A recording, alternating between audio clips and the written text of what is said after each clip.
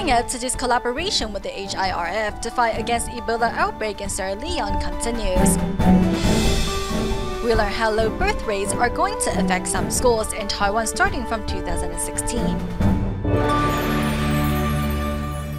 Welcome to DaAi Headlines. I'm Helen Dale. Thank you for joining us. Sierra Leone in West Africa has been marked as one of the countries hardest hit by the recent Ebola outbreaks. In March of this year, the Tzu Chi Foundation and the Healy International Relief Foundation have been working together to send medical supplies to Sierra Leone from California and the United States to help fight the outbreak. At the end of October, the two organizations came together once more to send gloves and protein supplements to the Ebola-stricken country. In Arcadia, California, Tzu Chi volunteers have gathered to help fight the Ebola outbreak in West Africa's Sierra Leone.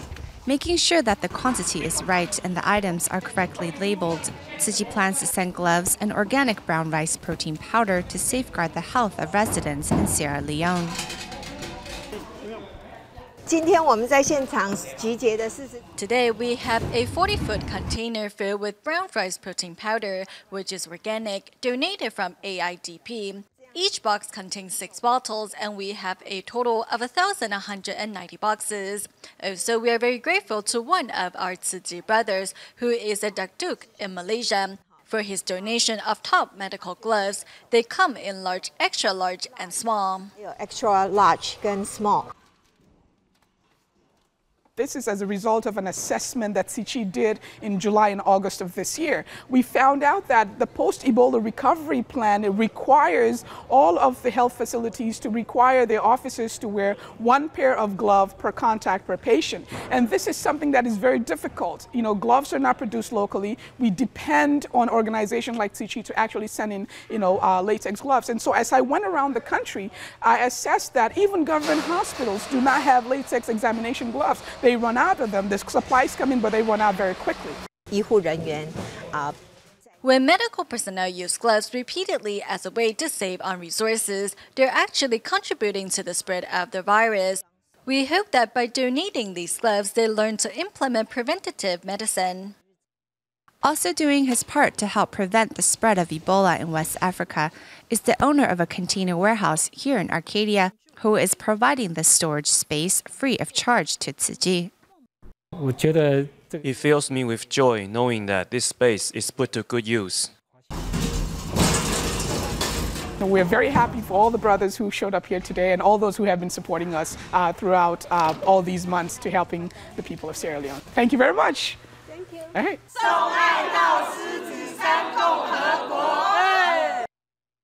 5 years ago, Tzu Chi held large-scale rice distributions to help farmers in Myanmar. At that time, farmer Wu Ting-tun, who lived in Tanapin village, decided to save a handful of rice before every meal and donated to help those in need. After 5 years, over 100 farmers in the village have taken up the same practice. Recently, the village head even said that the villagers are all a part of Tzu Chi's big family. Wu Ting-tun's house has also become a gathering place for Tzu Chi volunteers.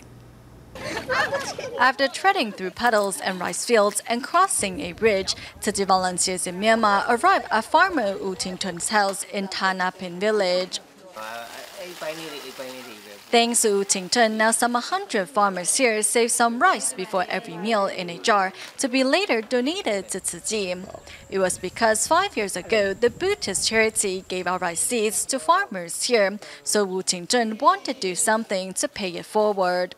I want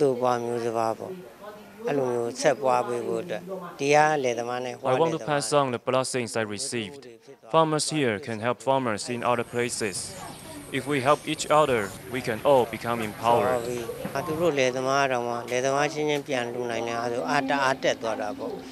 A villager disabled by stroke still walked 25 minutes to attend this event. I also want to donate the rice I've saved and take part in doing good deeds. Today, the village head announced that the village is now a part of Tzu Chi's big family, and Wu Ting-tun's house is to become a gathering place for Tzu Chi volunteers.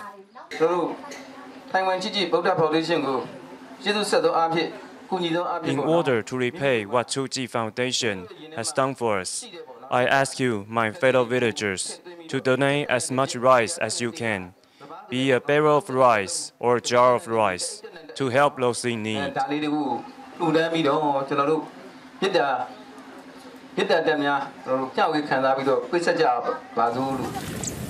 The rice seeds Tzu Chi Foundation gave out 5 years ago have enriched the lives as well as the hearts of the villagers in Tanaping village.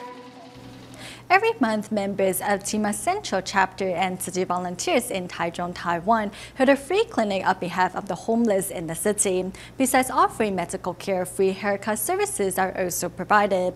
Before we joined the most recent free clinic in the city, however, we traveled to Taidong, where more than 30 medical personnel from Hualien Tzu Chi Hospital offered their expertise at a free clinic held in Zhiben. 是越走越痛还是越走越不痛？ Under the leadership of Hualien Tzu Chi Hospital, Dr. Shi Minghuang, medical personnel from 6 different departments, including family medicine, ophthalmology, dentistry, and others, held a free clinic in Zhiben, Taidong to safeguard the health of local residents. My mother-in-law suffers from severe osteoporosis. So when I learned of the free clinic, I decided to bring her here. I also heard that the doctors from Tzu Chi Hospital are very experienced. This is an opportunity not to be missed. That 80-year-old grandma who says that her feet hurt will need further examination. Among those helping out at the free clinic is Dr. Shi Minghuang's son, Shi Yunru, who decided to follow his father's footsteps. By partaking in the event, Dr. Shi Yunru not only learned from his father, but also experienced what it means to be a good doctor. I looked into this patient's medical record to see if she has other illnesses, helped her pick up her medication, and assisted her to receive further examination. I also chatted with her to let her know that everyone cares about her. Despite the long distance and hardship, more than 30 medical personnel still give it their all because they hope that dedication can alleviate residents from sickness that have lingered for too long. To care for the homeless in Taichung, members of Tima Central Chapter and Tzu Chi volunteers have been holding free clinics and offering haircut services on a monthly basis.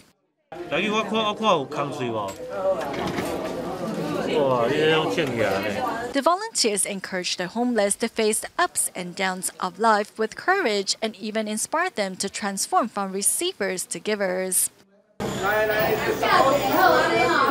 spite of living in hardship, many homeless people still kindly donated some of their money to help those in greater need, a gesture that touched the hearts of Tzu Chi volunteers.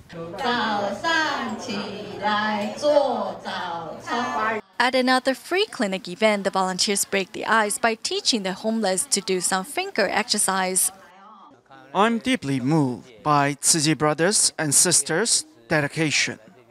Every month, they hold an event like this on behalf of the less fortunate without asking for anything in return.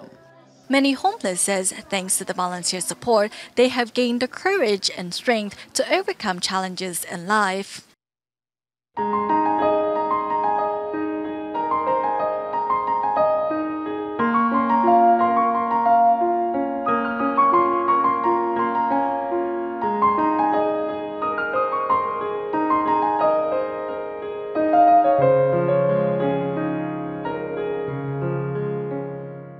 2016 will be an important year in Taiwan, as that will be when the elderly population surpasses the children population. Not only will this bring about serious impact to the country's social structures, it also means fewer children will be attending schools, so more schools will have to close down. Here's our report. In 2016, the population of elderly in Taiwan will surpass that of the children's, bringing changes to the country's social structure, with schools being the most affected. In the mountains of New Taipei City's Xizhi district sits an elementary school that was closed down 13 years ago. Finally, an organization decided to rent the dilapidated school last year. You can see cracks just about everywhere. This area is especially bad as the concrete has fallen off. Leaking was bad here last year. There was mold everywhere. We have solved the problem a year later. The school is only 900 square meters in size and has only one classroom.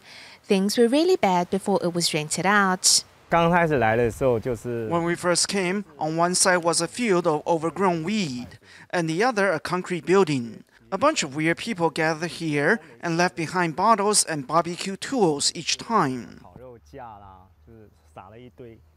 According to the Ministry of Education, the number of schools forced into mergers is nearing 250, while some 300 of the country's some 2,000 schools have less than 50 students each and thus are facing closures. As birth rates decline, more schools like this one are bound to shut down. The problem of school closures is that a plot of land with buildings on top is now free of its previous obligations. So then, what should be done to this freed up space? How to best reuse it? But as ownership of schools typically belongs to each individual regional government, it is up to them to decide how they are to repurpose these schools. The central government doesn't get involved on this matter. We don't encourage or force regional governments to close down schools. We also don't provide any funding.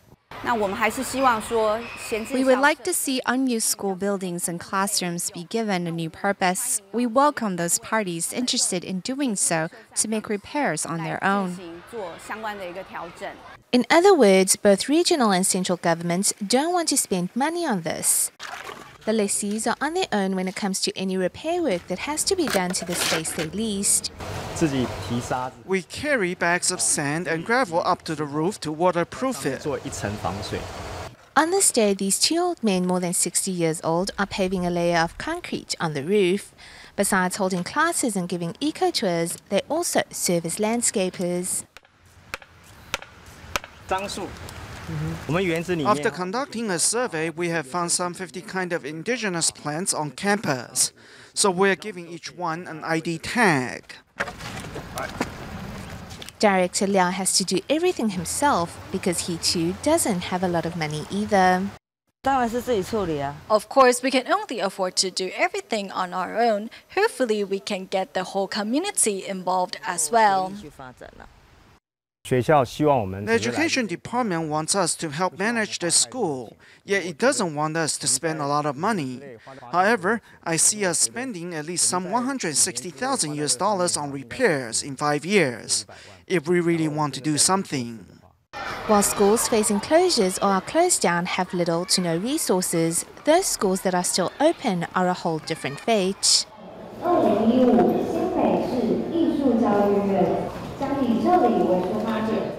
This year, the unused dance hall of Zhongshan Elementary in Banqiao has been turned into an art gallery, with funding coming directly from the Ministry of Education. The ministry allocates about $800,000 per year to help some 100 schools promote art programs on campus. With proper funding, the dance hall has been completely transformed, but closed down schools don't just have access to such kind of funding. It will be a challenge for regional governments and civil society to come up with a better way to deal with these abandoned schools. Recently, Tzu Chi has kicked off new scholarship award ceremonies across Taiwan, benefiting hundreds of elementary, high school, and university students for their individual performances. Next, let's join the volunteers and award winners in Pingdong and New Taipei City. The Northern District Nishu Scholarship Award ceremony is being held at the Tzu Chi Banqiao grounds. Zhang Xingfeng is the youngest receptionist to volunteer here. Xingfeng has been a recipient of Tzu Chi Scholarship for 6 consecutive years. Lending a hand at Tzu Chi's event comes from a heart to reciprocate for all the help she has received in the past. I enjoy helping others because it brings me a lot of joy. The Tzu Chi aunties always share their volunteer experiences with me, and that inspires me further.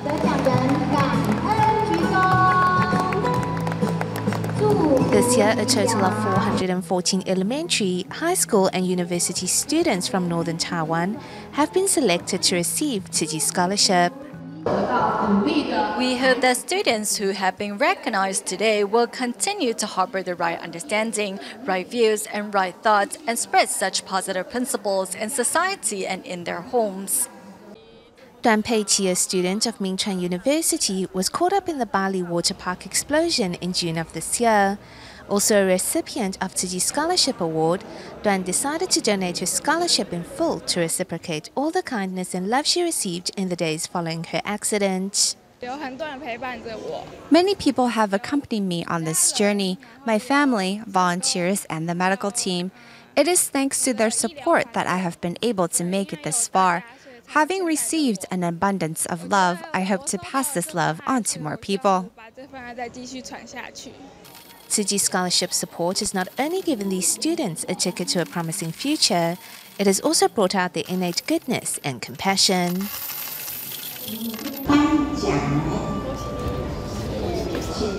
20-year-old Cai Yiling, who just obtained his nursing license, has been awarded the Nishute Scholarship for his filial piety.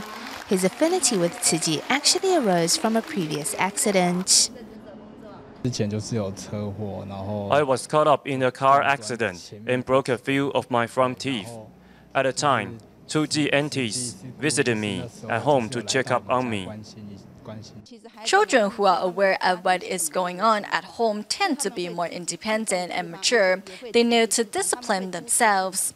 As Tai's father is invalid, his mother works odd jobs in order to provide for the family of 6. Fortunately, Tai's 2 sisters, like him, are also diligent and thoughtful, and have also been recognized for their academic excellence and filial piety. I try to manage my own affairs so that my family doesn't have to worry about me. I help out with the household chores and cook for my dad. The most moving part of all is that Tzu Chi's care doesn't just end once the scholarship has been distributed. The love and care is continuous. Despite the hardship this family faces, the maturity and thoughtfulness of the Thai children will get this family through even the toughest storms in the days ahead. Here in Pingdong's Changzi Township, the Tzu Chi Foundation is also hosting a Nishute Scholarship Award ceremony to recognize students for their individual performance. Zhang Wenting, who is in the first year of senior high, is a winner in the academic achievement category. I want to focus on my studies and get a degree so that I can get a good job. Today, Zhang's mother accompanied her to the award ceremony. Having lost her father to illness earlier this year, Zhang and her mother are still grieving. To see the positive transformation in my child is the greatest gift Tzu Chi could have given me. She used to be very cynical and refused to let Tzu Chi's sisters in the first time they visited us. Tzu Chi volunteers are my saving grace. Although we can barely manage to get by, I still hope my child can one day be that lifeline of hope for others as well. Under the care of Tzu Chi volunteers, Zhang Wenting and her mother are learning to put the pain behind them. Her older sister also promised to take on more responsibility to lessen the heavy burden on her mom's shoulders.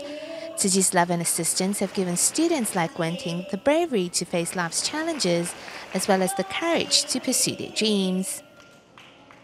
Tzu Chi Foundation recently held a Nishute Scholarship Award ceremony at Sanchong Grants in New Taipei City. One of the recipients, Lu Jingming, is afflicted with a hearing problem, while his father suffers from stroke and his sister has mild case of neurofibromatosis. The family has been having financial problems for a long time, but Lu isn't caught up by the situation. He even takes on household chores to help out at home. Lu Jingming has been collecting recyclables with his mother for countless nights.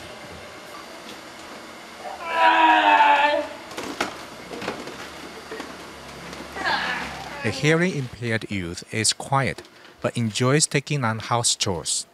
Besides recycling, he also helps with doing the laundry and cooking. It makes his mother feel warm at heart.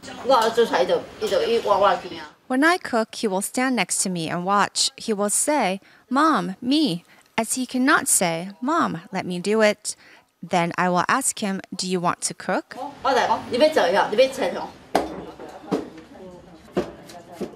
Lu's father suffers from stroke, and his second sister has mild case of neurofibromatosis, lending this family in trouble a helping hand.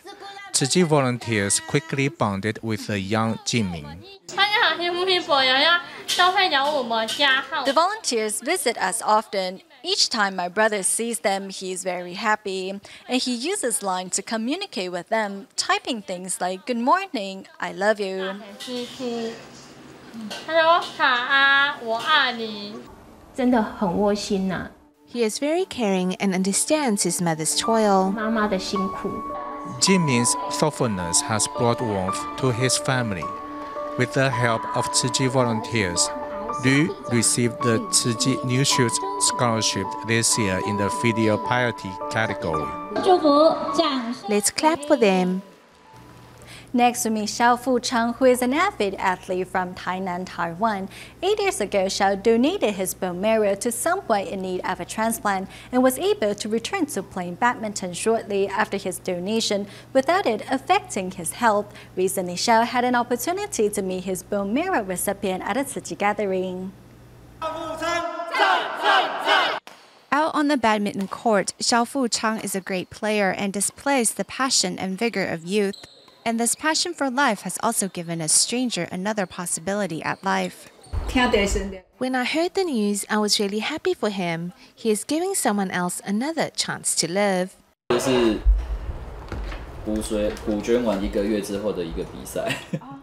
A week after his bone marrow donation, Xiao was able to return to playing badminton and shortly thereafter won 3rd place in a national amateur competition. I was at peace with it, knowing that I had the chance to save another person's life. I don't know how he or she is doing because I don't want to intrude. Should his or her condition worsen, however, and I have to make a second donation, I would help again.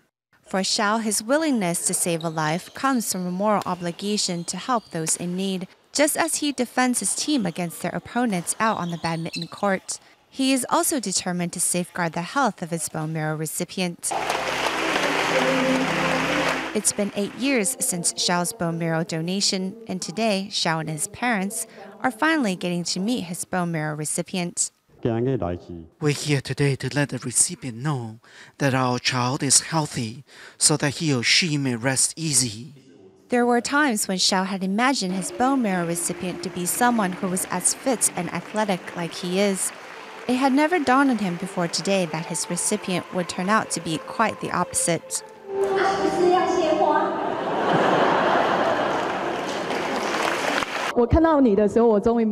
Looking at you, I realize now why my bone marrow transplant was so successful.